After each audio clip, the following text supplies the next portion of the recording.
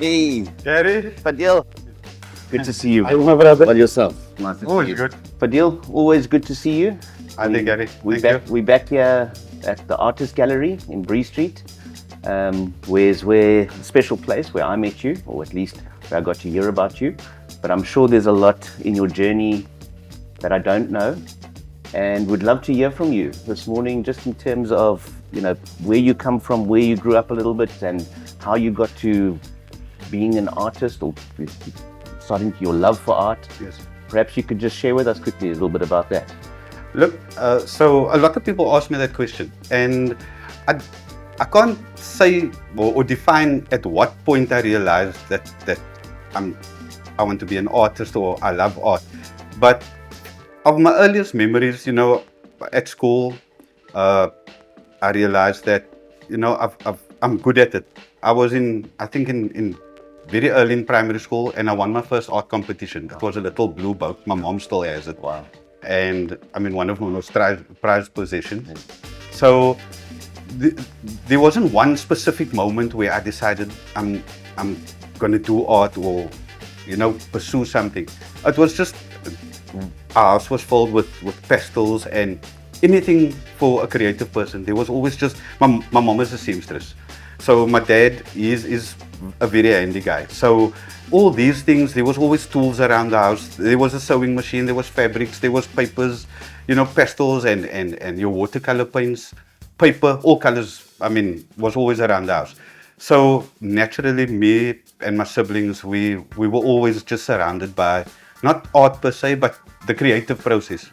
And I mean, I was blessed with a granny that valued the arts, and she would encourage us to do knitting and crochet and use the sewing machine. So we were all raised to be very, very handy.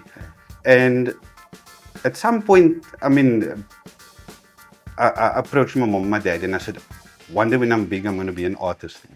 And people frown upon the arts as a career because, you need to be born with a silver spoon and all those little tags added to it. But then my mom, my dad, they just had this belief in me because they could see that from a young age, the passion was there. So I was blessed in the sense that they just made sure that I was constantly surrounded by art and art materials. So we very proudly have about 6 of your pieces up in our conference center, and I often see people standing at the art and looking. And what I love about your art is they actually people spend a lot of time looking at your art because there's a clear story that you're trying to tell with Yes. each piece. And perhaps you can maybe just share with us some of those stories, because I think, just as you were saying now, there's so much going on in your mind, but from your youth and Yes. from where you've grown up, etc. And it's just amazing. It's all like positive stories, and, Yeah. and it's things that have inspired you, or things. So maybe you can just take us through, for example, the piece with all the licorice all sorts, for example. Look, so my work started off many years ago. You start off your artworks by telling certain stories that you feel you need to express and get out of the system, if I can put it that way. But then you move on and you find out that if you do paintings in a certain way, it speaks to yourself, but then it can also engage with a bigger audience. And I love taking all these iconic brands and local landmarks and putting them together, and then having people make their own. They can get nostalgic, stand in front of my work, and then I use the lion matches, which is very personal to me. I mean, my dad worked for the lion match company over the years, so the lion match box, and then you'll find the royal baking powder, and all these little iconic things that Zamba was in everybody's house. We all grew up knowing these brands. So I bring those brands into my paintings, hoping that the viewer will somehow spark something in their history or something in their past that I've got a good, it's mostly around the kitchen and good memories, family memories. And my dad used this product. I used the nugget. One lady bought one of my paintings simply because she said her dad used to be in the army, and she remembers her dad for doing for polishing his shoes on a Sunday evening. And she said it just brought tears to her eyes when she saw me highlighting that little insignificant product, I would say. And she bought the painting on the spot because it just sparked or touched something in her. So I think that's the idea, is to get people to engage with my work. And I mean, I want to do happy paintings for myself. Not happy paintings, but I want to express myself. But I want other people to, feel that positive energy and be able to relate to my work through their own experiences. So that is the overwhelming, how can I say, sense of purpose that I would say. One of my favorite pieces is the melamine. Yes. The Smarties. Yes. Just tell us a bit about why the Smarties brand, what brought that in. Look, I won't say I've got hidden messages, but I've always got my own message that I'm putting in there. And if I look at the box of Smarties, everybody loves Smarties. Every child loves Smarties. You get adults that love Smarties. But a box of Smarties is basically a whole lot of different colors just working together. And that is how I see, first of all, Cape Town, and then also broader South Africa. We this multicultural and multicolored society that, I think we're doing so well. There's so much good stories and good things happening in Cape Town and in South Africa. And for me, the Smarties brand, that was just a perfect example of how so many colors can just work together and create something tasty, something wonderful. I'm comfortable with a lot of color. I want to make a lot of color work well together. I want to fill my canvas. I want to tell my story, and I want people to be able to, look, like you said now, look at my paintings and discover something new all the time. Is this what the artist is trying to say?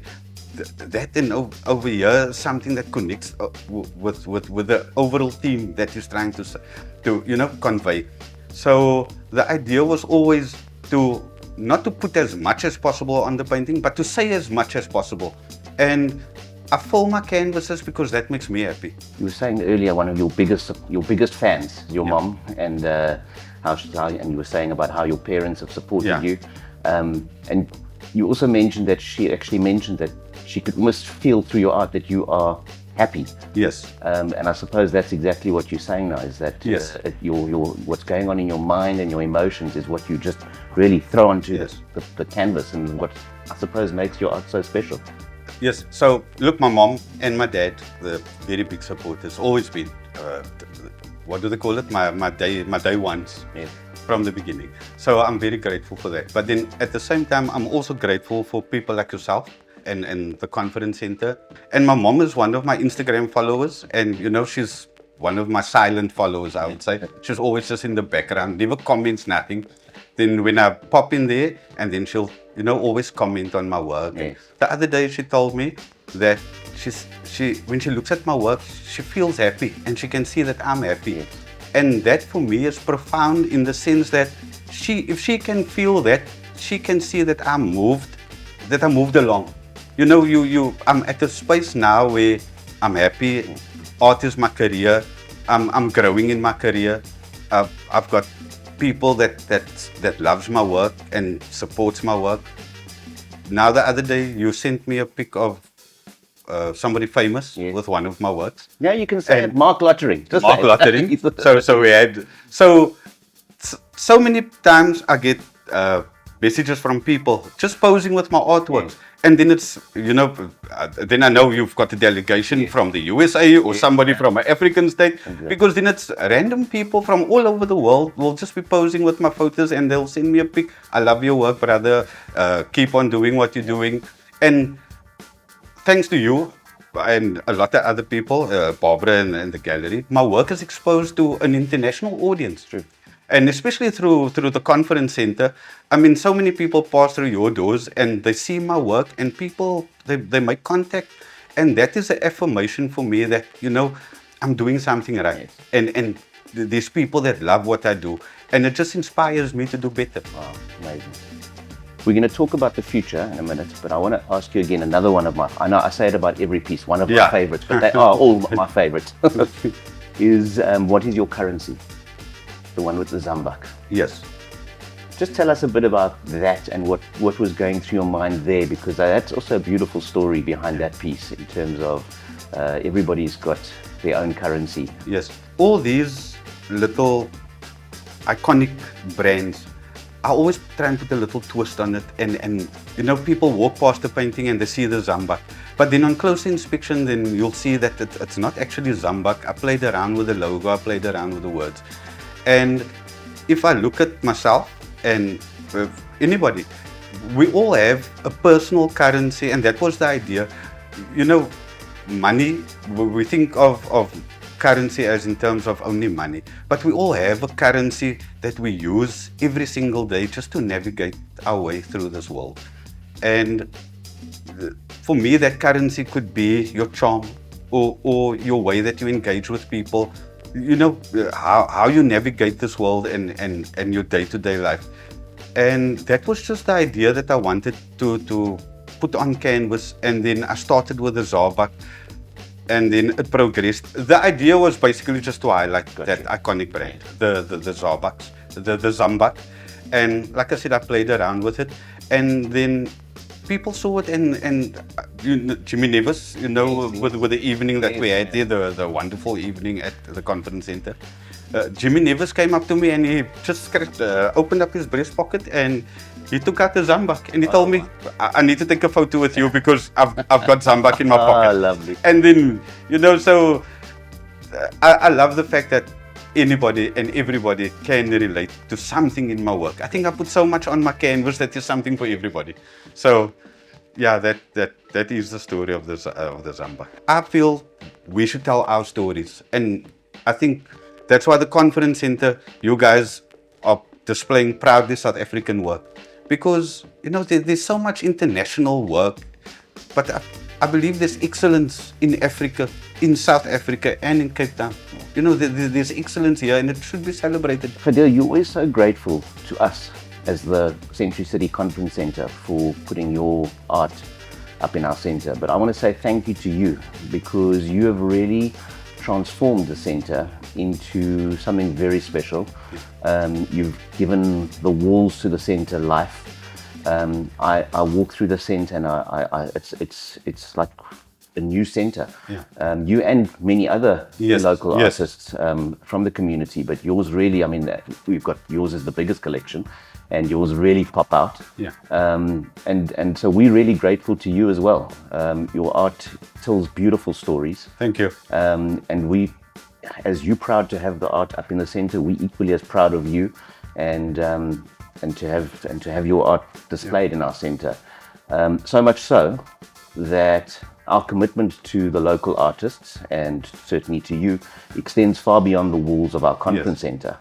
And so maybe it's a nice opportunity for us just to make mention. The two of us are off to Germany in a week's time.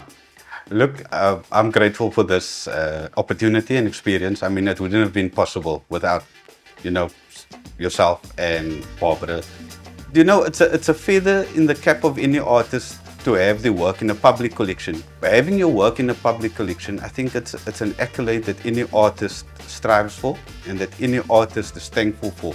And that's why I must say thank you to you and your vision and your guys for, making my work accessible to the public. And from the bottom of my heart, I'm grateful. And I thank you. So are we. And so and I thank you. We've got over 10,000 delegates going through our doors every month on average. Yeah. And I cannot think of anybody better to have showcased their art to those people. Have you been to Germany before? No, I've never been abroad, so this is obviously a first for me and a big opportunity.